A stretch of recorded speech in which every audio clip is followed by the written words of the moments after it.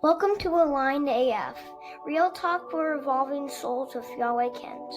Join Yahweh for honest conversations on spiritual growth, the messiness of life, and how to move through it all at a higher frequency. So grab a cup of tea and let's sail in. This is Aligned AF, and here's Yahweh. Welcome back to Aligned AF, real talk for the evolving soul. I'm your host, Yahweh, and I am psyched to be with you today. This is episode number 3, and hopefully it's getting a little smoother, a little less clunky as we go. I've run into several problems trying to get this episode taken care of. One of which was finding out that the platform that I was using was actually charging me weekly instead of monthly, which, it's entirely possible that it's my error. I thought I was signing up for $35 a month, and all of a sudden my wife notices that $35 a week has been coming out. Luckily, it's only been for a couple of weeks, so I checked into it. Sure enough, they charge weekly, way too much over my budget for doing a podcast that's not making me any money, quite frankly.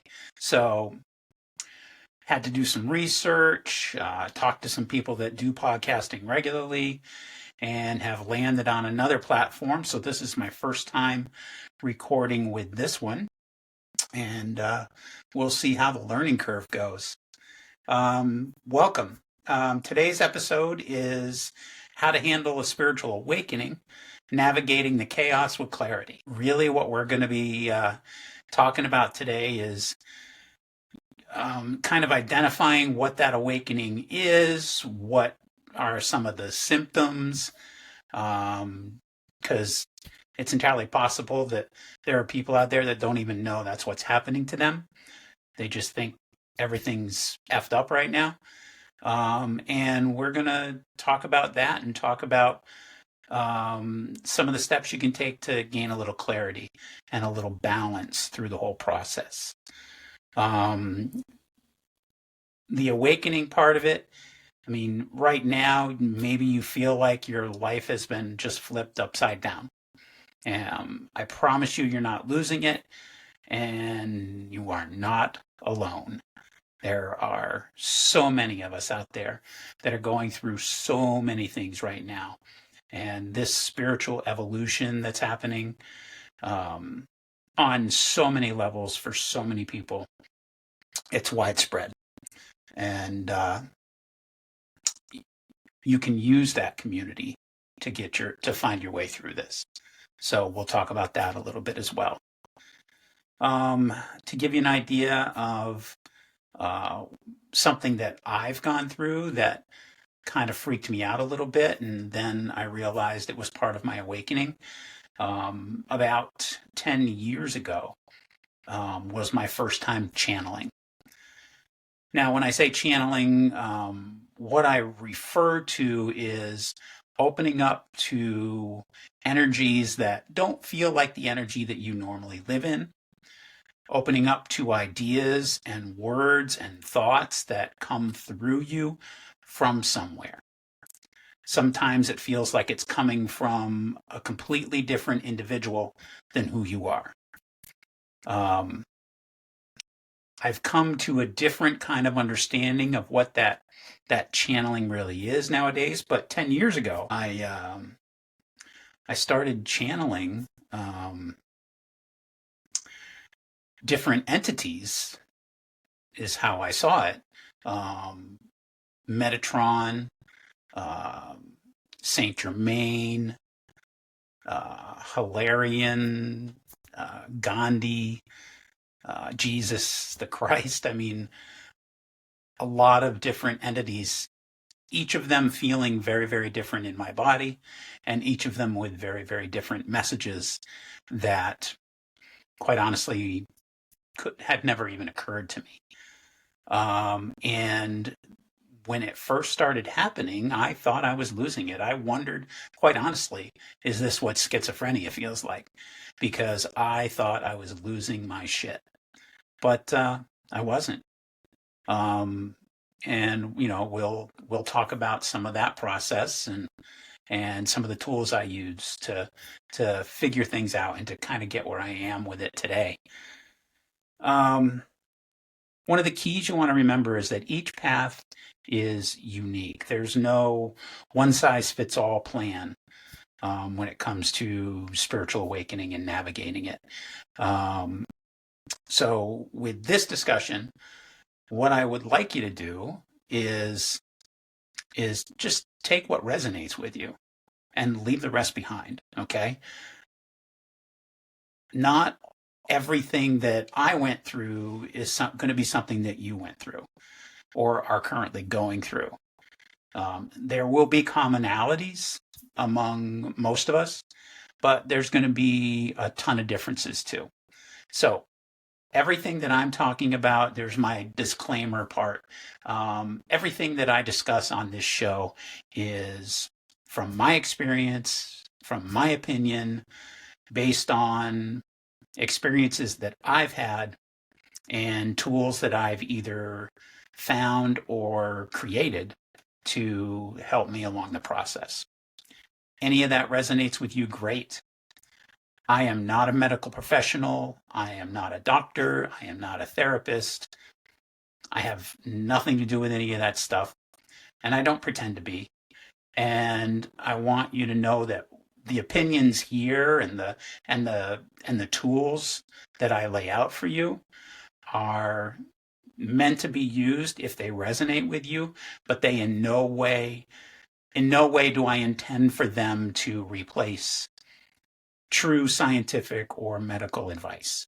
So if you're going through something that you're just not sure about, please, please, please find the right path, find the right choice to work your way through it. So let's get started. What is a spiritual awakening, or how do you realize that that's what is happening to you in this life? So there are some common signs that most of us will experience. One of the big ones is that you feel like there's something bigger happening that you can't describe. There's something going on that's all around you and has sort of become unexplainable to you, but you know for sure that something's happening. You also start to question things, and deep things like, who am I? Why am I here? And what's real? Who am I? Why am I here? Those are age-old questions. Human beings trying to figure out exactly the why of everything. And then the what's real one really kind of resonates with me, because you start to wonder, is the stuff that I've learned my entire life a lie? How much of it is real? How much can I continue to take with me? And how much do I need to just drop by the wayside? And as you're progressing in your spiritual evolution, you start to be able to look at those things with truth and honesty, and to really truly let go that which does not serve you any longer. You may find an increased sensitivity, whether it's emotional, energetic, or physical. You may be more sensitive to things. I notice that one of the things that's happened to me since I've begun my active pursuit of my spiritual evolution is that I can't watch some of the same movies that I used to watch. I used to really enjoy like Jason Statham, Expendables, blow 'em up, shoot 'em up movies. I can't do it anymore, especially the ones that are very realistic in the way they depict fighting or war or things like that. Now, I love sci-fi movies, and I love like Lord of the Rings, things like that. That's fantasy. And those I'm still okay with, but I can't watch, like, I can't go back and watch Goodfellas. I can't go back and watch Casino. Um, there are times where there are scenes, a fight scene or something in a movie, and I literally have to look away. It's, I don't feel that I've become soft in my old age. I just feel like my journey has taken me to a place of less violence. And while that has never been who I am personally, I've never been a violent person. Um, this is kind of taking it all out of me. I can't even watch it, even knowing that it's not real, that it's all acting. I can't watch it anymore. And that's just a shift that's happened to me. You can become more sensitive energetically, where you're just more aware of your surroundings or more in tune with your intuition. And physically, you may find that you're, tired a lot, or you're having, aches and pains and symptoms of some kind. We'll talk a little bit more about that in a minute. You may be bouncing between exciting and overwhelmed. And what I mean by that is you'll feel connected, you'll feel deep insights, you'll feel synchronicities, and then the next day or even the next hour, you start to feel isolated or misunderstood or just raw. It's like a crazy roller coaster of emotions. You have to remember that a spiritual awakening is not all love and light. Okay, it's not unicorns and rainbows all the time. A spiritual awakening is not the monk sitting on the mountaintop meditating for 3 days. If that works for you, that's fantastic. I'd love to be able to experience that someday, but I'm not there. And what they don't show you in Hollywood or in books or any of that stuff typically is the stuff in the middle, the messy shit. And that's the stuff that we like to talk about on this show, because everybody goes through it and not everybody has the tools to go through it with a little bit of ease and grace. You'll also find that at a time like this, that old traumas are resurfacing. Things that you thought were done and over with are all of a sudden popping up, and kind of with new focus and new intensity, and you'll feel like, shit, I thought I was over this, but here it is again, and it feels just as raw and just as deep as it used to. And there are tools that you can use to get through that.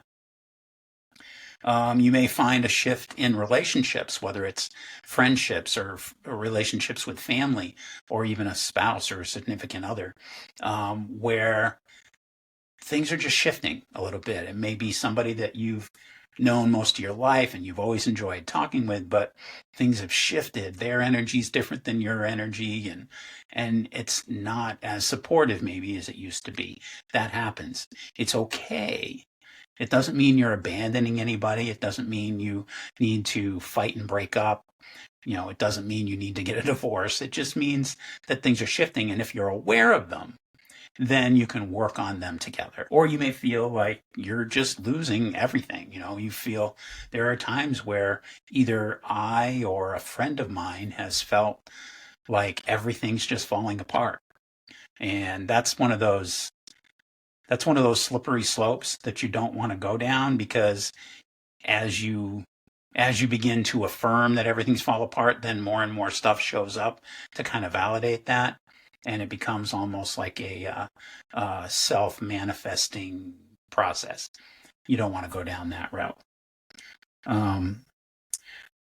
You may be wondering why it seems to be happening so much now, and not just with you, and not just with the kind of level of everything that you're going through, but with more people around you. You find that more and more people are talking about this stuff. More and more people are experiencing these spiritual awakenings, these aha moments. And why is so much of that happening now?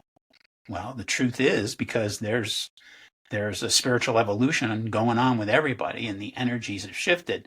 And as frequencies around us get higher, our being, the ultimate, I don't want to say thing because it's not a thing, the ultimate energy that is us, the ultimate energy that is me, that is you, that is your best friend, they strive to increase the frequency that they exist in to maintain balance with that around it.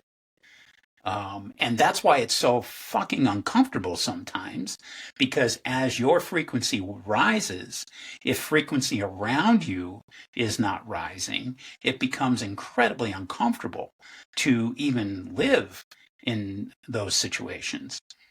You may find this at work where you're gaining a new way of thinking in your life, and so much around you is just old drudgery.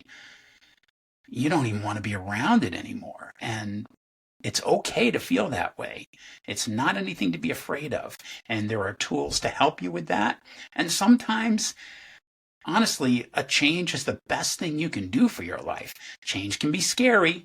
We human beings are kind of afraid of it most of the time.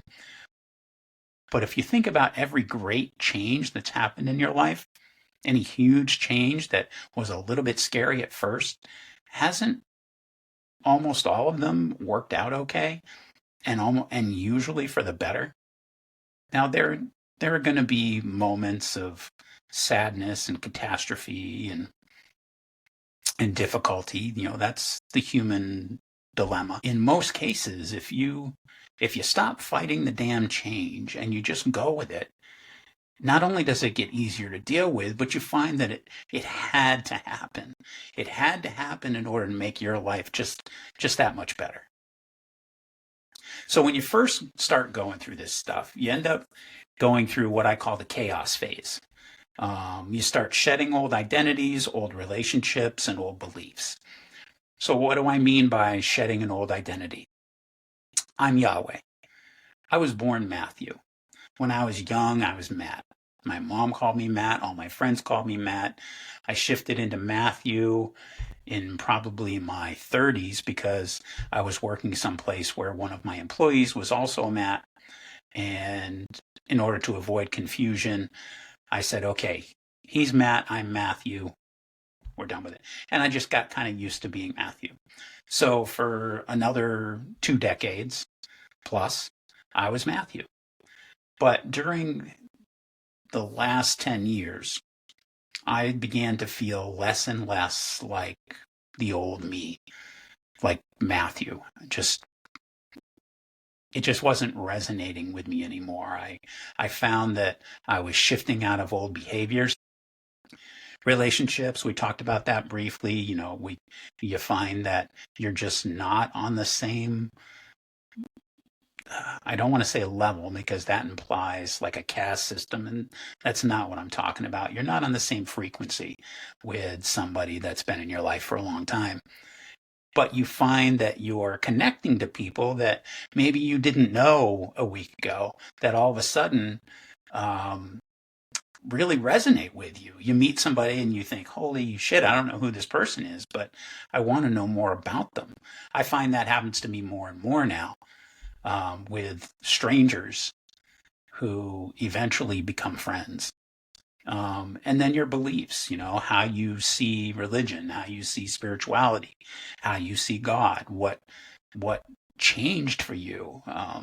For example, I grew up predominantly in the Christian religions. I never really followed one for very long, but I grew up believing that there was a God sitting in heaven on a throne, and God was always separate from me.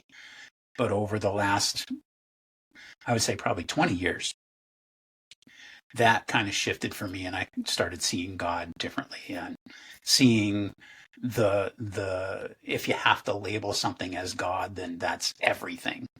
It's you, it's me, it's my little boy, it's our dog, it's my reading glasses. God is in everything. God is the very fabric of the universe that we exist in at this time.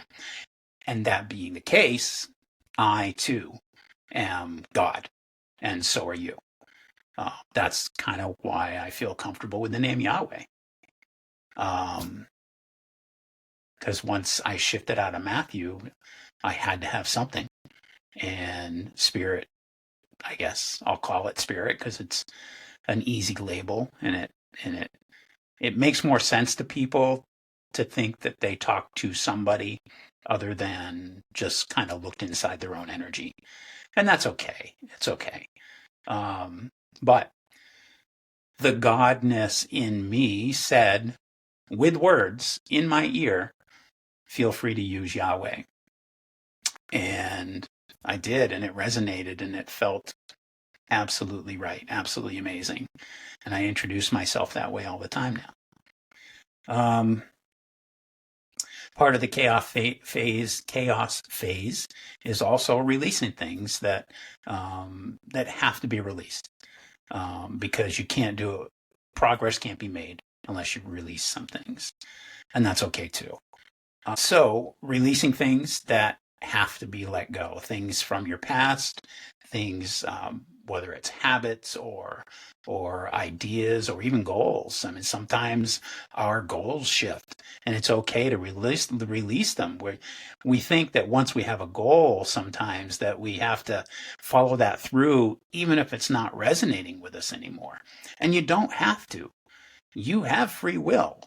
You can choose to change that goal anytime you want, and to have a goal that resonates with you.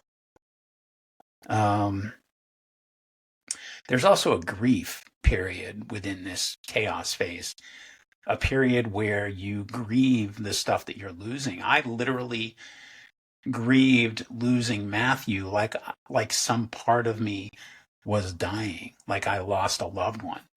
And it was true. It was my spiritual death.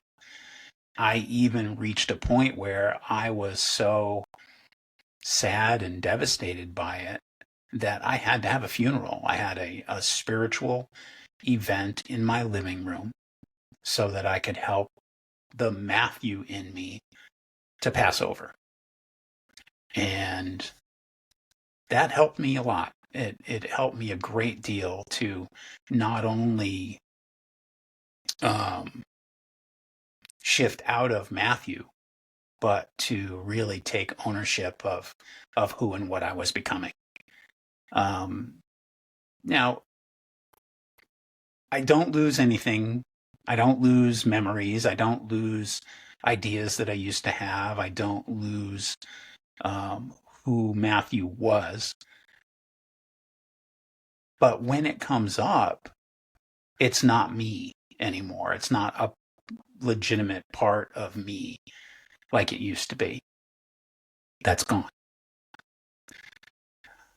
You can feel disconnected from your old life, but not yet anchored in the new one. So you're kind of like floating on a lifeboat right now. You've left the ship that was carrying you, and for the longest time you felt safe, but that ship started to sink.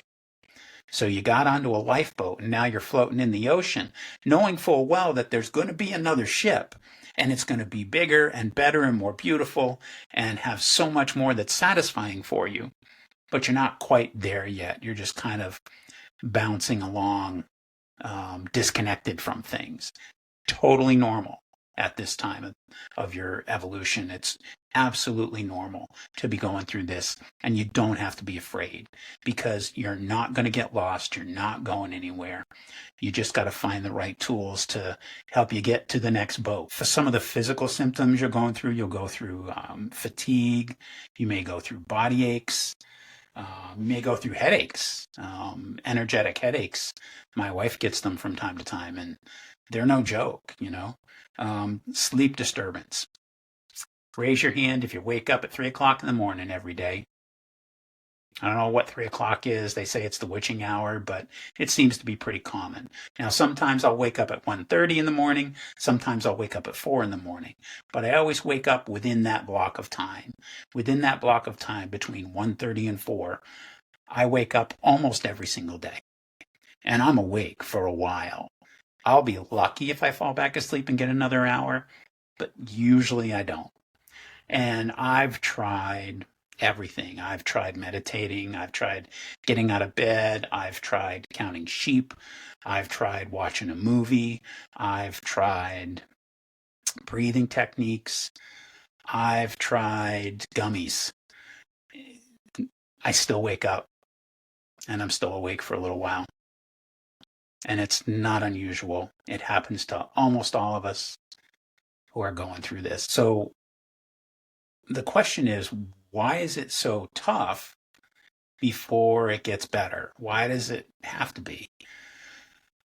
Well, it's our interpretation of how that goes. There's as far as whether or not it's tough or not. There has to be a breakdown before there's a breakthrough. That's always the case, no matter what you're doing. Something as simple as I want to organize my closet. You got to clean that shit out and pile that shit up on the floor and go through it and basically destroy the closet so that you can put stuff back and leave some other stuff out. And that's part of the process. Life is the exact same way. Energetic shifting is the exact same way. Spiritual evolution is the exact same way. You have to look at the pile that you've got. You have to look at everything that you've accumulated that got you where you are today. And then you need to decide, what am I going to continue to carry? What doesn't serve me any longer? And what new things am I going to pick up now? What new things am I going to carry along into my spiritual future? You can't carry old baggage into your new frequency. You just can't do it. You'll find that you're constantly exhausted and constantly getting nowhere because you just don't have the space to carry the new stuff. All right, moving on. So let's talk a little bit about where we can find clarity amongst the chaos. Well, first of all, you need some grounding practices. Now, what do I mean by grounding? What I mean is balancing yourself out, creating stability. If you think about a tree, okay, you think about a tree that's outside in the elements all the time. Winds come through and the tree doesn't go anywhere. Again, unless it's an extreme circumstance like a hurricane or a tornado or something like that. But typically a tree can live and be stable and not get knocked down by the slightest breeze. And that's because of its roots. It's because it is fully grounded in the earth and fully connected. And its root system is, the bigger its root system, the more grounded it is, the more solid its stance in its own reality. That's one of the processes you can use, as a matter of fact, is kind of picturing yourself as a tree, or picturing yourself having roots. Picture yourself having roots coming out of your feet. Meditate through it. Let those roots spread into the ground. It'll give you a really solid, stable feeling. Breath work is another one of those things that can really help you stay grounded. I have some friends that do breath work classes, and they're amazing. Breath work is really incredible. I've taken some Yogananda breath work classes, and some of the intentional breathing really can help you not only focus, but kind of reset your system. Because your body, from the moment you're born, breathes by itself. It just does it all automatically. And when you start intentionally breathing, your body is going, well, wait a minute, we do that for you. And you say, yeah, but right now we need to focus because I need a reset. I need to feel balanced and stable. And this is what we're doing. And that helps you focus. Getting out in nature, I mentioned the tree thing, but just getting out for a walk. If you can't go hiking or bike riding or something like that, at least, go out on your back deck for 15 minutes, go out in the sunshine, go out in the rain. It doesn't matter. Don't let the rain or the cold stop you from going out there. Some of the best moments I've had were on a deck by a lake I used to live at 5:36 in the morning, when the sun was just about to come up, and it may have been 33 degrees outside, but I went outside and I sat and I meditated facing the sunrise, And when that sun hit me, it warmed my body like it was 72 degrees because I was present for the moment and I wasn't letting anything stop me. And that will help you a great deal. Mindfulness practices, just making sure you're present for everyday tasks. If you feel, the chaotic monkey mind going on, um, stop in a moment of what you're doing and be fully present for it.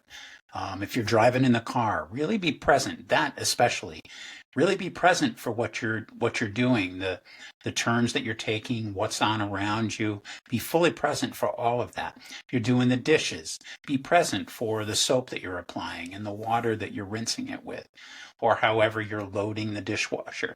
Be there for the whole thing.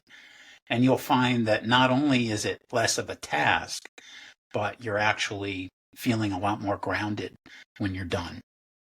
Journaling and reflection are huge parts of helping you understand what you're going through in this process.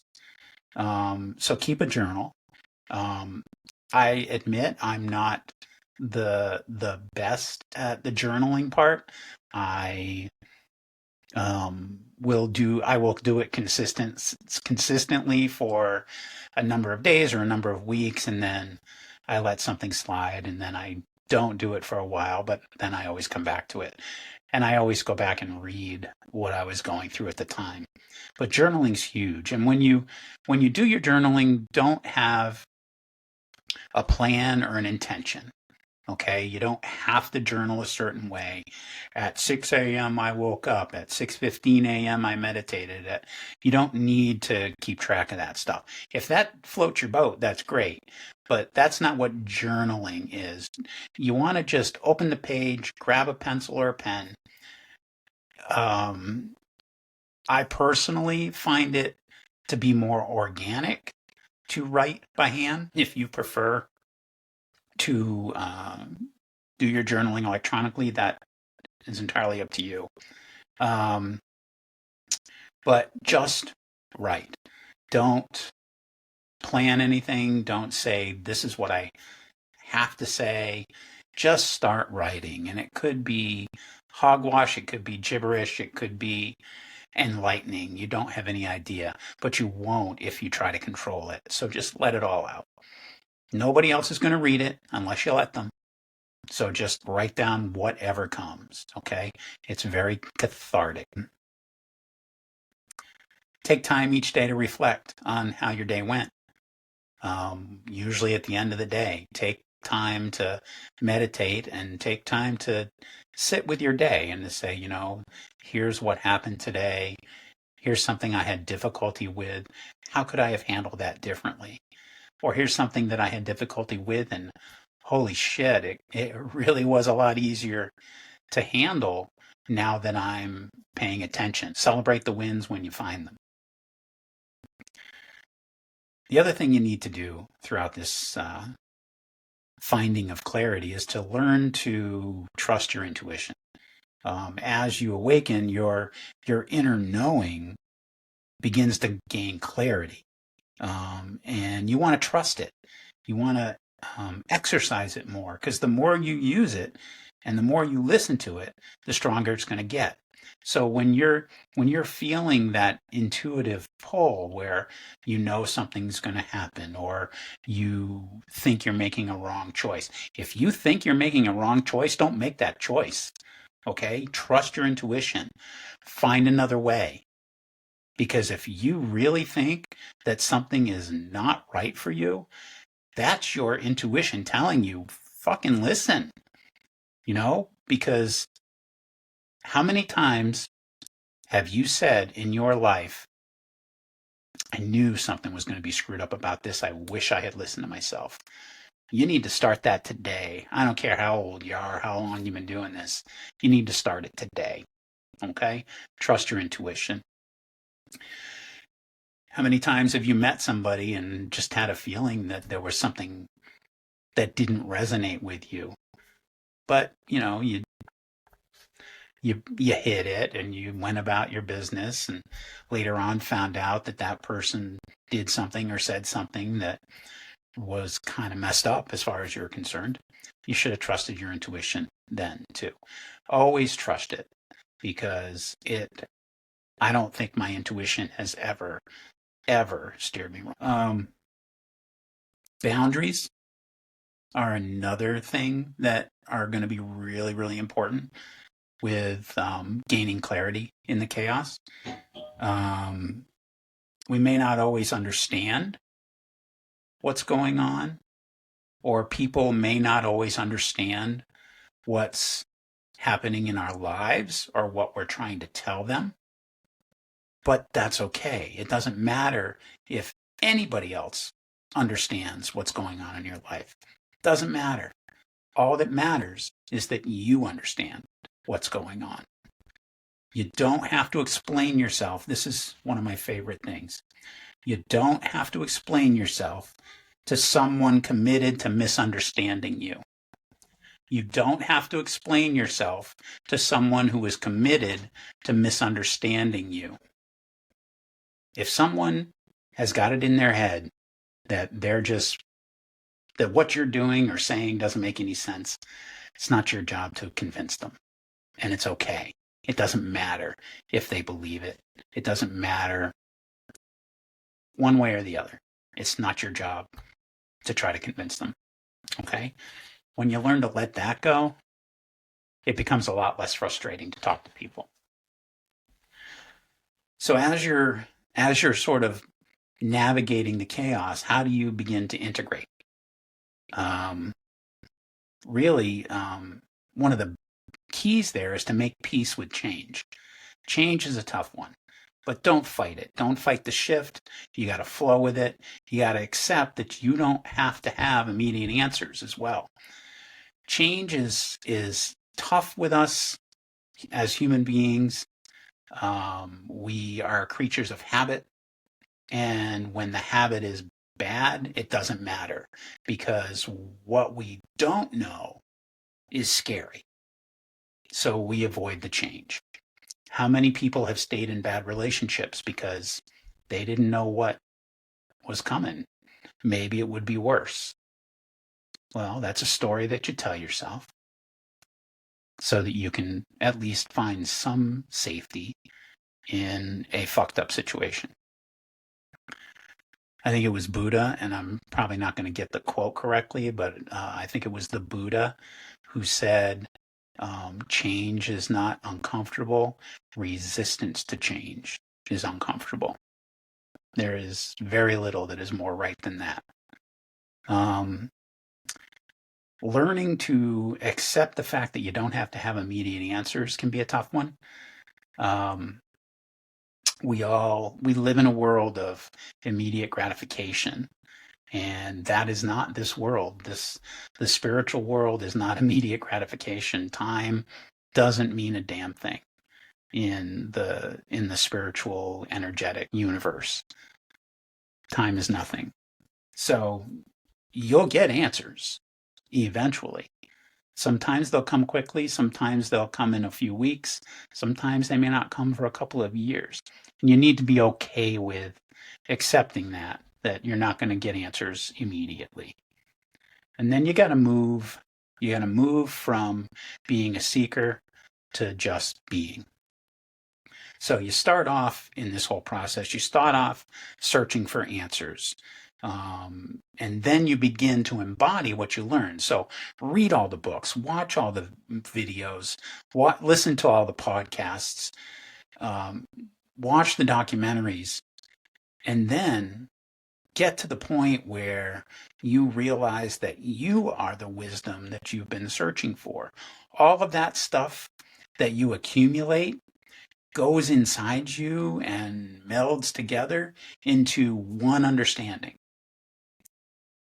50 people can read the same book and you're going to get 50 understandings of that. And that's okay, because each of those people needs to understand it the way that works best for them. So you'll read this stuff. You'll read books by Wayne Dwyer and Eckhart Tolle and Deepak Chopra, and you'll read the Bible, and you'll read Illusions by Richard Bach, and you'll read um, The Afterlife of Billy Fingers. You'll read all these things. And somewhere inside your brain, all that stuff jumbling around is going to connect at some point. It's all going to join together and become your understanding of what you're going through, what you can expect, and you won't be wrong. Okay? It's all going to be there for you. Just have patience and keep going through it, because then you get to the point of being. You get to the point of actually living what you're understanding. You're searching for answers. You're searching for answers. Finally, you reach a point where you think you have answers, and you can start to live that way. And you can do it in steps. You don't have to do it all at once. You don't have to wait until you've got one big answer to all that is in your world. You take the little steps. You learn to meditate, and you develop a habit. You learn to be mindful, and you develop the habits.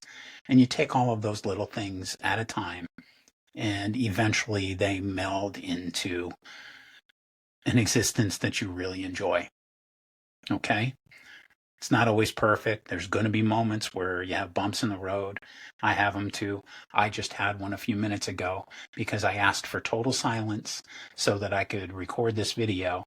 And then the doorbell rang, which means the mail carrier dropped something off. And the first thing my son did was run over here, open the door, and say, "Daddy, the doorbell rang." I asked for quiet. So in that chaos, it was there. It's just the way it is. But hopefully I can edit that out.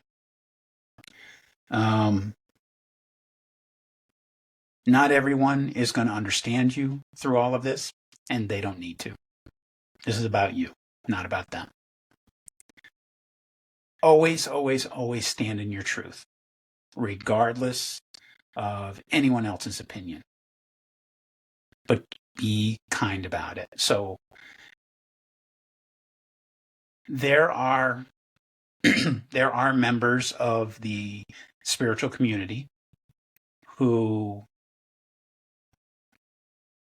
have a little bit of ego with regard to their journey and how they see things.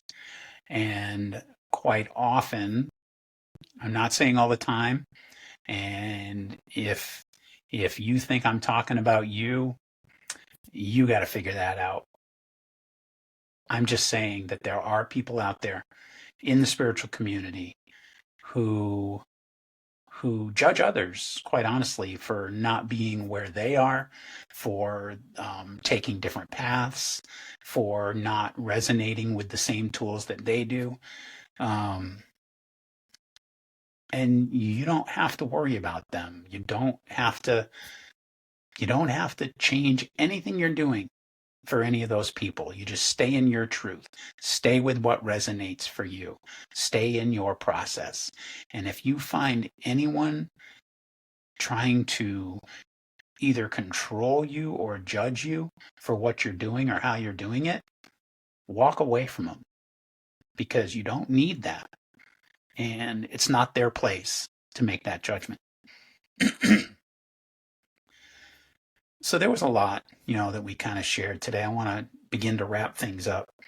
The key takeaway here really is that you're not alone.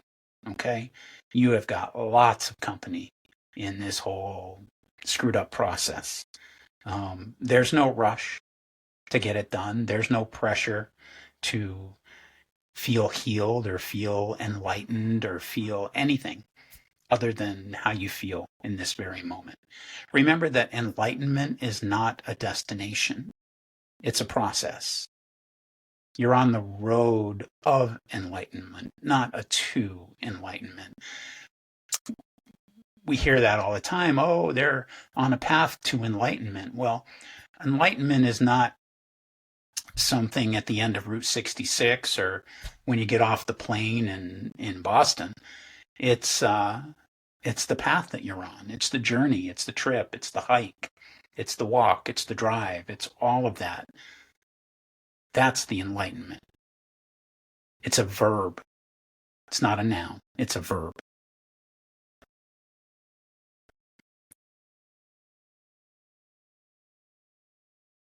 I want to hear about what's going on in your life, if you're willing to share it. I'm here. If you're watching this on YouTube, you can leave comments if you're comfortable with that. If you want to talk personally, you can find me on Facebook, or you can email me at alignedafpodcast@gmail.com. It's just like it sounds, alignedafpodcast@gmail.com. Email me with your questions, your concerns, something you're going through, a success that you've had, a celebration that you want to share. Questions you might have about anything that I've said so far, questions you might have about future episodes, ideas for future episodes. What can I help you with as far as, working on your alignment, your journey that you're on. It can be messy, it can be lonely, and you don't have to be alone in any of this. So please feel free to reach out to me. If you know me personally, you've got my information. If you don't know me personally, I gave you my email. It's going to be at the end of the trailer after this. And you can find me on Facebook and Instagram and TikTok and all that stuff. Not only under Yahweh Kent, but also under the podcast name of Aligned AF, Real Talk for the Evolving Soul.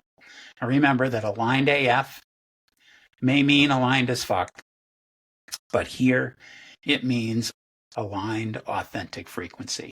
So as you're searching for yours, remember that you're getting closer and closer to Aligned AF every single day. Y'all take care, and I hope to see you again. Well, thanks for hanging out with me today. If this episode spoke to you at all, share it with a friend or someone who needs it.